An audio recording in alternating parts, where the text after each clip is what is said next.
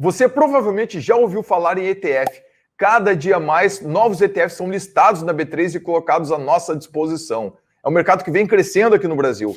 Lá nos Estados Unidos, nós já temos mais de 2.000 ETFs listados. Aí, naturalmente, acabam surgindo algumas dúvidas. Nesse vídeo, o que são ETFs? Será que eles cabem na sua estratégia de investimento?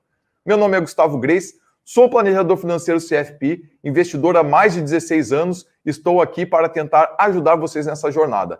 Deixe um like no vídeo e aproveite para se inscrever no canal para o YouTube entender que você gosta desse tipo de conteúdo e não se esqueça de acionar a notificação para você continuar recebendo os alertas sobre os novos vídeos. E o que seria ETF? ETF é a sigla do inglês para Exchange Traded Fund. De uma maneira bem simples para você entender, é um fundo de investimento que segue regras objetivas. Como qualquer outro fundo, você tem um condomínio de investidores. Investidores que vão colocar o dinheiro lá no fundo e o gestor vai fazer um trabalho para tentar entregar o retorno para os seus cotistas. Então aqui a lógica não muda. E o que seriam esses critérios objetivos, essas regras objetivas? Aqui é uma característica muito marcante do ETF. Aqui o ETF vai seguir essas regras. O gestor ele não tem o trabalho de stock picking. Ele não vai lá tentar procurar aquelas ações que podem bater a média do mercado, bater o benchmark. Ele vai simplesmente seguir esses critérios. Você pode simplesmente replicar um índice, grande parte dos ETFs aí replicam índices, então se você tem um índice que sofreu uma alteração, a carteira do ETF que é composta pela mesma cesta de ativos vai sofrer a mesma alteração automaticamente. Uma empresa saiu da composição de determinado índice, se o ETF replica aquele índice, a ação sai também da carteira de investimentos do ETF. Uma ação entrou para dentro do índice, vai entrar para dentro da carteira do ETF. De uma maneira bem simples é isso. Ou então o gestor vai seguir critérios aí previamente definidos. O que seriam esses critérios previamente definidos? Eu vou colocar um exemplo para ficar mais fácil. Digamos que eu queira constituir um ETF com 2 critérios. Primeiro, vou pegar todas as empresas do mundo que fabricam carros elétricos. Segundo critério, vou pegar todas as empresas que têm receita crescente de pelo menos 5% ao ano se compararmos em relação ao ano anterior. Com esses 2 critérios, eu vou pegar todas as empresas do mundo e vou ver todas aquelas que se encaixam nesses 2 critérios. Atender os 2 critérios, a empresa entra para dentro do meu ETF. É simples assim. Então aqui você não tem o trabalho de stock picking, o gestor não tem que fazer uma avaliação de todas as empresas disponíveis, avaliar relatório, balanço das empresas, avaliar aquelas que têm potencial de entregar retorno maior que a média do mercado. Não há stock picking. Ele segue critérios objetivos. E até por isso vem uma outra característica muito forte do nosso ETF, que é o quê? Ele é extremamente baixo, os custos são baixos. Se você comparar um ETF com um fundo de investimento em ações, por exemplo, nós temos como taxa de administração a grande maioria dos ETFs abaixo de 1% e até mesmo abaixo de 0,5%. Agora, a regra padrão dos fundos de investimento em ações é o 2,20%, 2% de taxa de administração e 20% de taxa de performance, que é exatamente aquilo que exceder o índice de referência. Tem um fundo de investimento lá que quer bater o Ibovespa. Tudo aquilo que bateu o Ibovespa, 20% fica também com o gestor. Já tem diversos estudos aí que mostram que o fundo de investimento em ações com essas características de cobrança acabam destruindo o patrimônio do investidor no longo prazo. Então isso você tem que ponderar na hora de tomar sua decisão de investimento. Por outro lado, o ETF não. Há uma eficiência em termos de custos, porque ele cobra uma taxa realmente muito baixa comparada aí com outros produtos do mercado. E nós temos também os fundos multimercados, que tem um pouco de renda fixa, um pouco de ações, que também costumam ter essas taxas elevadas. Então, em termos de custo, é uma das grandes vantagens do ETF.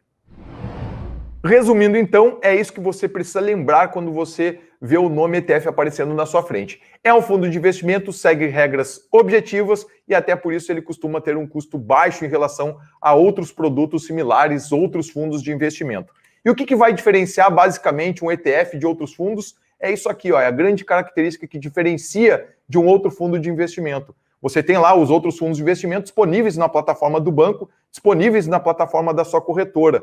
Você entra lá e faz uma aplicação de determinado valor. E a partir daí é feita uma conta, você tem uma quantidade de cotas. Já no ETF, não. Você tem que comprar essa cota na Bolsa de Valores. Então a cota é negociada assim como uma ação. Nós temos o exemplo aqui, BOVA11, que replica o índice Bovespa. O código BOVA11 você digita no seu home broker, está lá os preços no book, você pode escolher a quantidade que você vai comprar, colocar o preço ali que mais lhe interessa e esperar que sua ordem seja executada ou então comprar a mercado ali o melhor preço de venda que está no momento. Então tem essa característica, assim como uma ação, o ETF você vai comprar diretamente no seu home broker. Para você entender bem o que é um ETF e se o ETF cabe na sua estratégia de investimento, eu acho interessante dar um passo a mais e falar nas duas formas que você tem de fazer a gestão da sua carteira de ativos. É a gestão ativa e a gestão passiva. Vamos entender o que são essas duas gestões e aí você vai entender onde que se encaixam os ETFs e se ele faz sentido para você dentro da sua estratégia. Gestão ativa eu já comentei, é o tal de stock picking.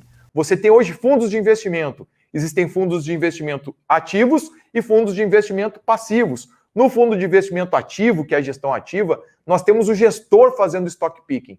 O gestor, ele pega dentre todas aquelas ações disponíveis no mercado, ele vai utilizar critérios subjetivos, avaliações, vai definir aquela cesta de ativos de ações que ele acha que podem performar acima da média do mercado, acima do índice de referência. Isso é stock picking.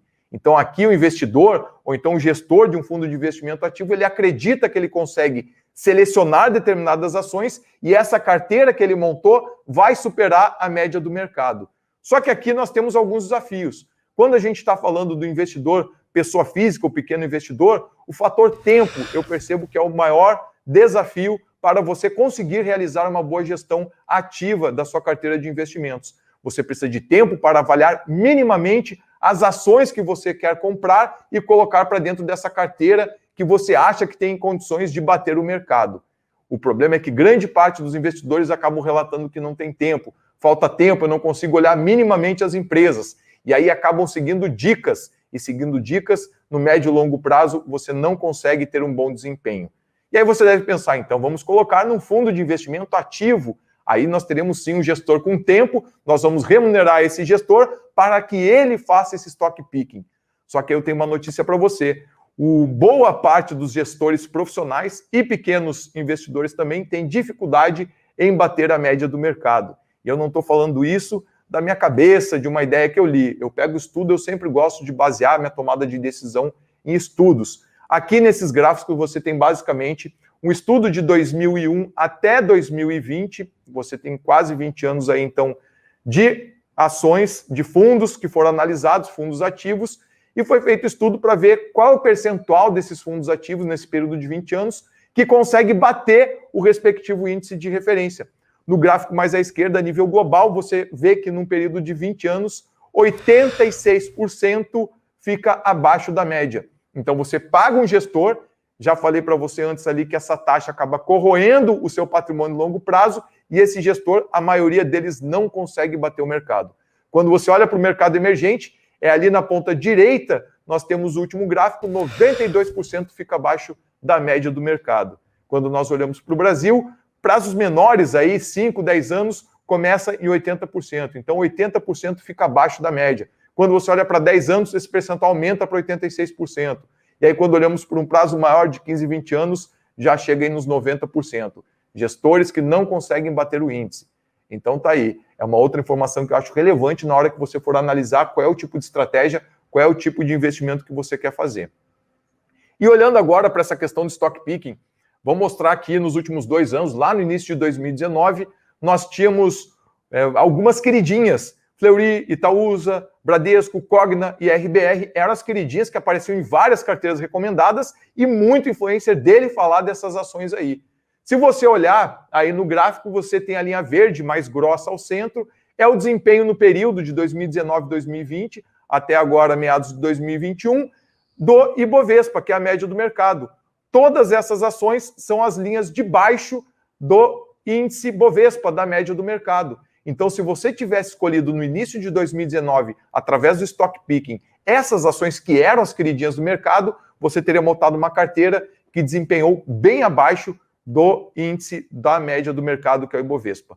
Por outro lado, lá no início de 2019, as ações de commodities não eram tão faladas. E aí, nesse gráfico, eu coloquei Gerdau e Vale do Rio Doce, tiveram um desempenho acima do Ibovespa no período. O que isso quer dizer? Que para você fazer um stock picking, você tem que ter essa certeza aí, não a certeza, mas você tem que ter em mente que talvez você escolha as ações que não vão performar acima do índice. é uma informação que eu acho relevante. Não estou falando para você não fazer uma gestão ativa, mas são informações que você tem que ponderar. E aqui, para você, investidor pessoa física, o que mais vai diferenciar para você fazer uma gestão ativa ou uma gestão passiva é exatamente o fator tempo. Tem tempo para avaliar? Ok, busque uma gestão ativa. Não siga simplesmente recomendações. Tente pensar aí fora da curva. O que ninguém está vendo? Está todo mundo falando da mesma empresa? Pô, tem alguma empresa que pode ficar aí um pouco mais interessante, está mais interessante?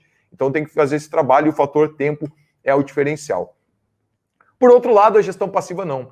Ela reconhece que o mercado é eficiente, que a média do mercado ela vai sempre tender à média. Você pode escolher 2 ou 3 ações que vão performar acima, mas você vai ter ali no seu portfólio algumas ações que vão performar abaixo, você vai acabar ficando na média do mercado. Então, para quem acredita isso e para quem não tem tempo, acaba buscando acompanhar a média do mercado. E aí a gestão passiva.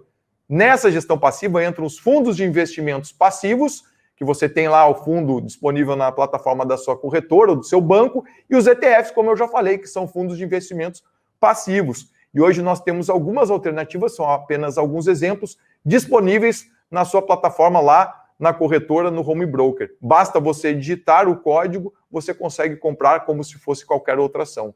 Então, através de uma estratégia de ETF, você vai comprar a BOVA11, tentando replicar o índice Bovespa ao longo do tempo. Tem também o Small 11, tem dividendos que segue mais as empresas de dividendos. Tem também disponível o IVVB11, que é muito falado nas redes sociais, que replica o SP500, que é composto pelas 500 maiores empresas dos Estados Unidos. Então, quando você busca uma gestão ativa, uma gestão passiva, você está buscando rentabilizar o mesmo que o mercado, seguir a média do mercado. Aqui eu não coloquei todos os exemplos de ETFs disponíveis para negociação na B3, a ideia é só explicar o que é ETF. Vou colocar agora, trabalhar um exemplo do IBOV com BOVA11 e SP500 com IVVB11, só para você entender a dinâmica da coisa. Pô, já mostrei para vocês que você tem a média do mercado. Aqui no Brasil nós temos um indicador que mostra essa média do mercado, o desempenho das principais ações negociadas na B3, é o Ibovespa. De 4 em 4 meses, esse índice é recalculado, é reavaliado de acordo com os critérios de seleção, índice de negociabilidade, quantidade de negócio e volume financeiro. Nós temos aí as 84 ações mais representativas na nossa bolsa. Esse índice vai mostrar, então, o desempenho médio do mercado de acordo com esses critérios. Seria interessante você investir no Ibovespa? Como eu mostrei lá para vocês, grande parte dos gestores ativos e pequenos investidores que fazem stock picking não conseguem bater o Ibovespa. Então seria muito legal você, de repente, pensar numa estratégia de investir diretamente no Ibovespa. Mas isso aqui é um indicador, é um índice, você não consegue investir no índice. Por isso, gestoras mundo afora criaram o ETF. E aí, através do ETF, você consegue fazer um investimento que replique essas médias do mercado. O Ibovespa, no caso, é interessante você conhecer a composição do índice. Hoje você tem 40% composto aí por 5 empresas. Nós temos empresas de commodities, Vale do Rio Doce e Petrobras, e do setor financeiro, Bradesco, Itaú e B3. Então é um índice concentrado hoje em commodities e empresas do setor financeiro. E aí, para investir nessa média do mercado, por essas empresas que são as mais representativas hoje, e as outras, as demais 79 empresas hoje que tem no Ibovespa, você tem lá esse ETF BOVA11. É um fundo de índice que busca refletir a performance do índice Bovespa e tem uma baixa taxa de administração, de 0,3%.